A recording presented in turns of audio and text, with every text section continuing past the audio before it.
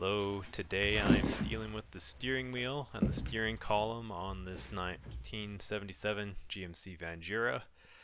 This model does not have any airbags, so I'm coming in pretty aggressive right off the bat. I'm taking off this little cover.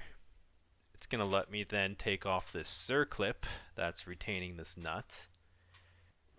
The next order of business is to take out these 3 screws. One of them was very badly corroded, so it took quite a while for me to get it out.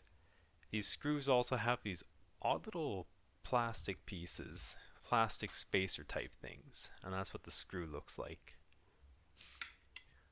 This is the last screw is still in there. I wasn't able to get it off, but I decided to go and get this nut off first. So that's the nut holding the steering wheel in place. That's what it looks like. And then this is the method I had to do to remove this last screw. It looked like someone was fooling around with it before, so they had just ruined the Phillips in it, so I wasn't able to get very much pressure on that screw.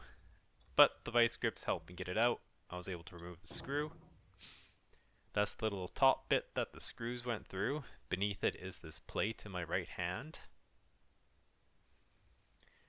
Then I'm using a flywheel puller to pull the steering wheel off. I wasn't able to just take it off by hand.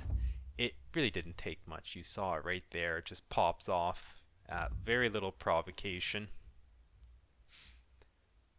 So now the steering wheel just slides out, and you saw there's that little button that sticks through. That's kind of important, so remember that, because that's for the horn. Right now I'm working the signal switch though. I wanted to understand how this all works. These little switches that I'm pressing right now, these are all just electric actuation. I don't think they have anything mechanical. Next I'm taking off this assembly. This is the one that has the little button for the horn. There you see the brass surfaces. Now there's this little tiny spring that I'm taking off next.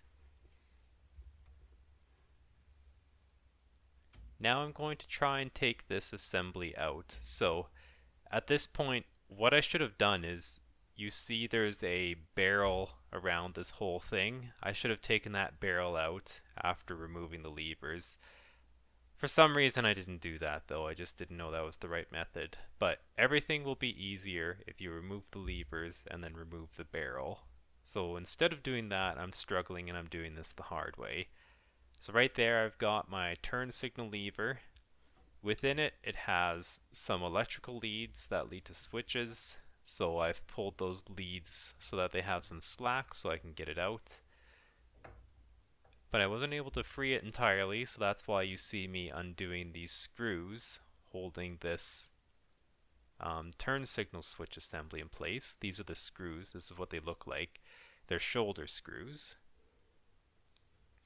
Here's all the wiring from the bottom. If I push it up, that frees it a little bit. So I'm going to go through and I'm going to try and get that wire nice and loose so that I can push it out. Again, I could have just taken the barrel out and this would all have been much easier, but that's not what I did. So I figured out that it's just the gray lead that I need. So I pulled it out nice, way more. Here now are some little tiny springs. This is going to be what helps turn the signal lights on and off. They kind of got this like cam function. They like to sit in particular positions. There's like left turn, right turn. There's no such thing as half a left turn signal or a quarter. That's why you have these springs, so that there's discrete places where they stop. And I'm just taking them out because I want to be able to take this whole plastic turn signal assembly out as an entire unit. Before I'm able to do that though, now I'm coming and I'm just undoing all the electrical connections so that I have more slack, so that I can take this stuff out. A lot of these connections, I don't really know that any of them are super standard, so you kind of have to figure out each one as you come to it. Now this part of the video, I had perhaps an hour of footage of just me gently trying to pry this out with a screwdriver. I didn't want to do anything too aggressive because I don't know how I would even replace this. So it's not like I did this in 30 seconds like in the video. This is an hour it took me to pry this little piece out. Here you see everything. That's what we're dealing with. Those are the contact surfaces that actuate the turn signals. Here I am trying to take this bit out. Again, if you remove that barrel that I'm sticking the screwdriver against, it all would be trivially easy, but I didn't realize that at the time. So instead I'm taking it out the hard way. It's basically getting stuck. The wires aren't able to pull through. Oh, that's one of the bolts that was holding this assembly to its base. Now there's two screws that go through the side of this gear selector indicator. I just took those off. That's what it looks like. I'm now back at it. I'm going to take out, this controls how far the steering wheel tilts forward or back, and it's kind of got a spring-loaded action. This is the spring. So you have to push it in and then you have to turn it, and that's how you can get it free. So I've got it free. The cap is off. That's going to allow me to remove the spring. It's a fairly stiff, fairly strong spring. It is beefy and substantial. So that's why when you pull that lever that you see me doing on the left, that's what controls the tilt of the steering wheel. So this is how I'm going to push the spring out, is just by tilting it so that it's as close to the horizontal as possible.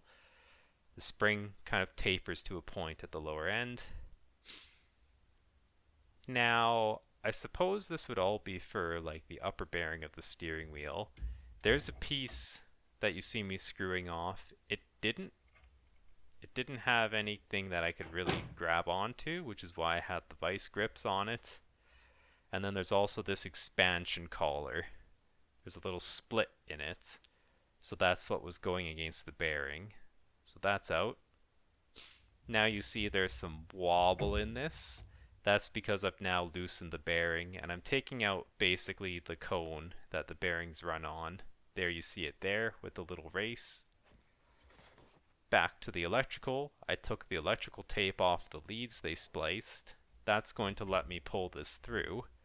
I guess there's some good in them having cut the connector.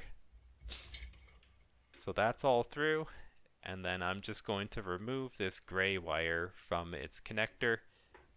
That's going to let me now fish it out. So at this point, pretty well all the electrical is out of the steering column. And it's just a spade type connection. So now I want to remove the steering column. I want to take it out, which means I'm under the vehicle where the steering column connects to all the steering gear. There was this wire. I recorded it because I wasn't sure if this wire is actually important or not. It seemed to be holding the steering so that it was only going to be able to go a certain amount of travel. So I took that off. Now this, what you see, this rod going towards the left, that's going to the transmission. Right now I am basically disconnecting the steering column from the transmission. So this particular model has a transmission lever that you can use to select the gear on the steering wheel. And I'm just taking it off. I'm showing you the nuts, the washers, how it's all put into place. So now I'm able to actually get this lever free. It is currently in neutral, currently in park, the transmission, so I'm going to remember that. There's the column from the top. Now in order to remove the steering column, I've got to take out all this other stuff. So here's this plate. It is a piece of rubber, and its purpose, I believe, is to keep all the bad stuff from the road from coming into the cab of your van. So I'm loosening it, but there's no way to get it out until the steering column is actually free. So for now, I'm just going to shimmy it loose, and then I'll be able to take it out later once the steering column is disconnected from the steering gear in the undercarriage.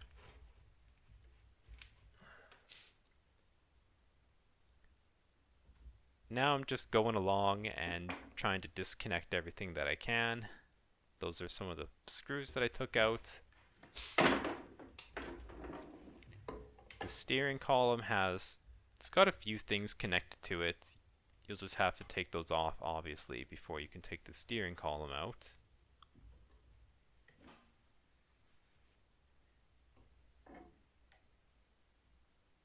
So this thing I've disconnected, I believe this electronically senses what gear it's in so that the vehicle can and can't do certain things. There would also be something to turn on the reverse light, for example, included in these electronics.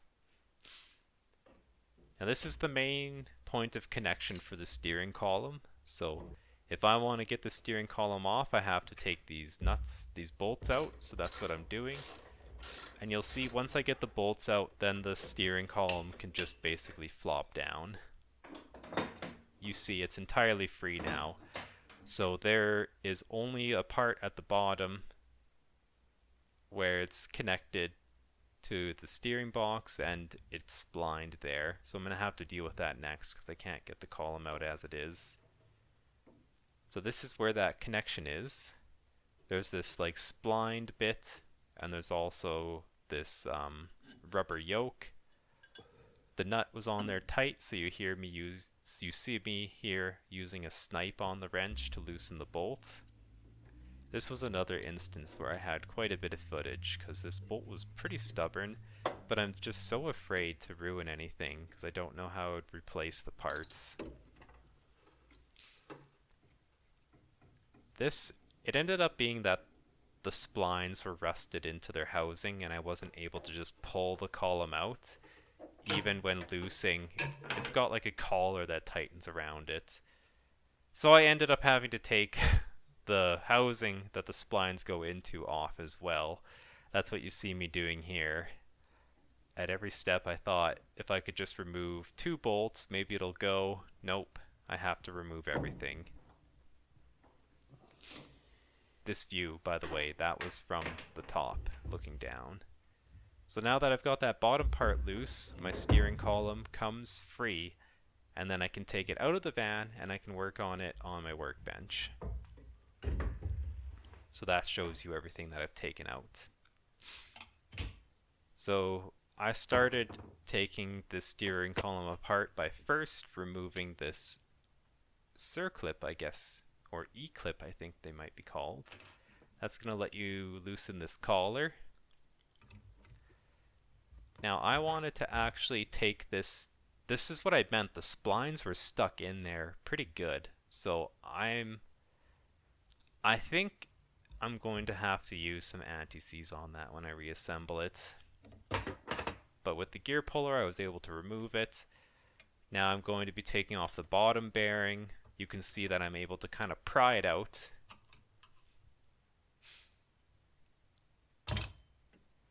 But it's going to again require the use of the gear puller after I've went back and I just sanded down the rust, and I also greased this shaft so that it could come off a little bit easier.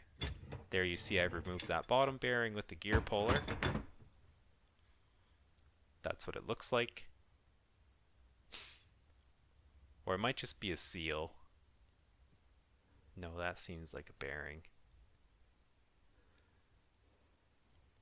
Okay, now this thing is just held in place with a pin, so I'm driving out the pin. There you see it pop out. That's going to let me take this lever out. So you see I'm just gently working it out.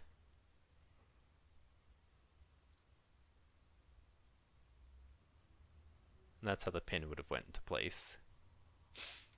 Now this guy here, I believe this is the lever to control the tilt of the whole assembly. It is actually, it's screwed in there. You can see the thread on it. Yeah, there's the thread. It is a threaded lever. This is what I was talking about before. You should take this barrel off before you take out all the plastic signals and stuff. I didn't realize that because the steering wheel is pretty dirty and I didn't even see the lip. I didn't see that there was a way to disconnect them. But now you can see pretty clearly this barrel part's going to come out no problem with persuasion from the hammer and the screwdriver. See, this, it would have been a lot easier to deal with everything else with that. So I want to take out this thing here. So I've screwed something into it and I'm prying it out with my hammer. There you see the thing I've taken out. I ended up bending my little machine screw when I did that.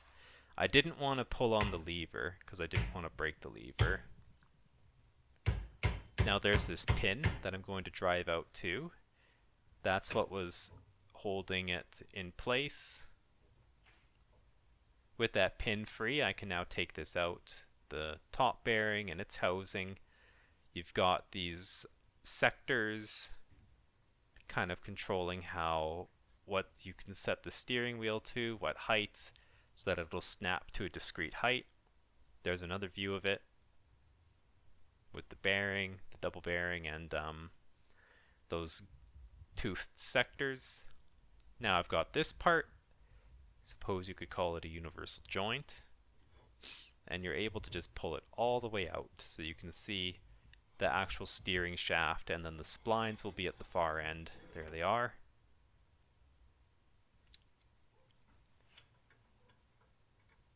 Next I want to take this housing apart as well as I can so that I can give it a thorough cleaning. So I've taken out those bolts, those screws. Just adjusting the camera there.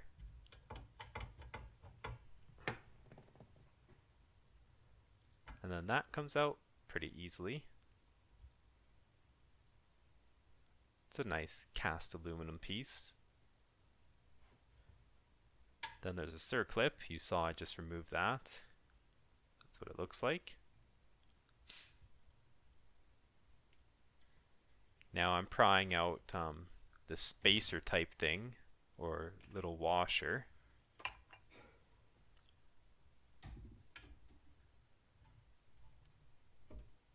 And then from here on out, it's almost like those puzzles that you get at Christmas. You kind of got to figure out how to take this all apart.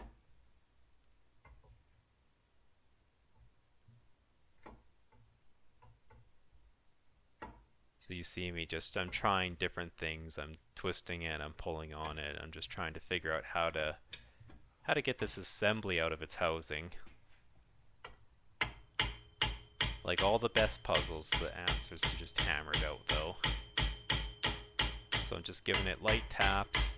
Again, I don't really want to break anything.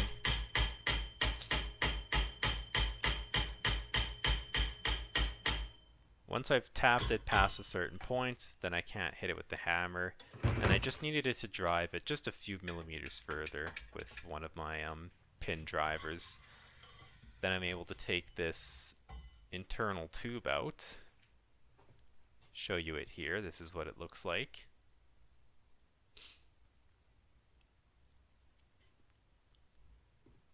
So this is what was also in here. You have this metal thing. I don't know what to call that at all. It's kind of special. It's got all these projections. It's also got some threaded holes. This is what that housing for the bearings and the electrical would have been held in. You've got another spacer. This one is a spring type spacer.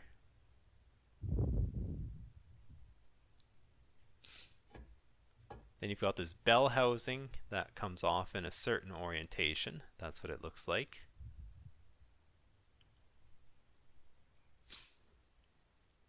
So here, this is where the gear selector would ride.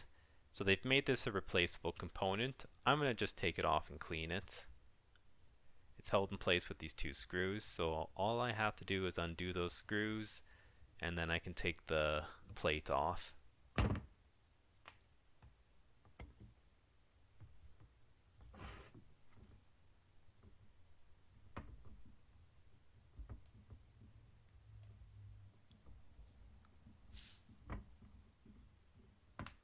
there's the second little screw out. And then I'm just going to pry the plate off with the screwdriver. There it is, free. Now these bearings are just in here loose, so I'm taking these top bearings out of their assembly. This bottom bearing, it's also loose, but you can't really tell here. It needed just a touch more force than I was applying when I took this shot. Now I'm moving over to this universal joint. I just think this thing is so cool. It is really neat to me. It's got this plastic ball. This is how you take it out. And this is what allows the steering wheel to be tilted at a different angle than its axis. This translates the motion. And then you open it up and it's got a little spring inside. That's just gonna hold the whole thing open. Here I am back at this bearing. I've now managed to take it out. One of the bearings is still stuck in the race though, so I'm gonna have to put that back into its cage. Just a really kind of cheap looking plastic cage, nothing fancy. You saw some more bearings fell out. It's fragile, I would certainly say. Now here you see these other mechanisms, this cam mechanism.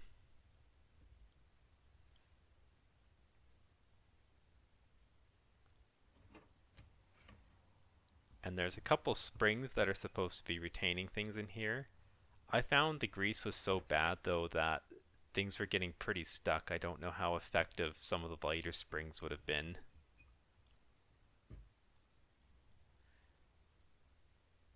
Okay, now this is the turn signal assembly, so this is just showing how that switch works. This would have been from the gear shift selector. It's got these simple little electrical plugs, so I'm able to get that out pretty well. And then it just plugs into that whole assembly up top. And that little tab is what rides around and makes various connections. This, again, it was all dirty, so I was glad to take it out and clean it.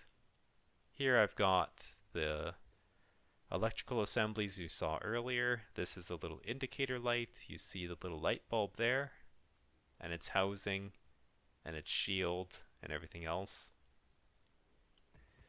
Here's the actual aesthetic plate. It's got these rubber or vinyl, not sure what to call it, moldings. So this is how you would remove it. You just peel it back like that. The central badge, the GMC badge, has seen better days. And there's just so much grime and grunge in there. I'm going to take the badge out and I'm going to clean this all. So that's what you see me doing here. Next up, this I believe is for the horn. So it is held in place by this odd little staple thing. And then there's a copper screw because they want it to conduct electricity. So I'm taking this out just because this was another part that it wasn't really springing back quite right. I think the grease had either degraded, it had become sticky almost. It is 50 years old after all, so there I am pushing it out. And that's it for the video. The last minute and a half of this video is just me struggling to put this horn connector back in place. It was pretty difficult. But that's the disassembly of the steering column, all of its electrical. I was able to, with this out of the housing, I was able to test the connections. I'm going to be able to put dielectric grease and re-grease all the parts. I cleaned everything in the sonic cleaner, got the old grease, wiped it down, then put it in the sonic cleaner with the greaser. Got all that sticky stuff out. The guide for this car recommends the use of dielectric grease on all connections and then white lithium grease everywhere else. So I'm going to follow those recommendations. I think certain types of grease are known to react with plastic, but that'll be a topic for another video. For today though, if you're working on your own steering wheel, I hope this was helpful. I hope you were able to learn something and see how these things go apart. I'll have a video where I'm putting it back together at a later date. Thank you for watching this video. Again, I hope it was helpful. And I wish you luck in your own endeavors, and I hope you have yourself a great day.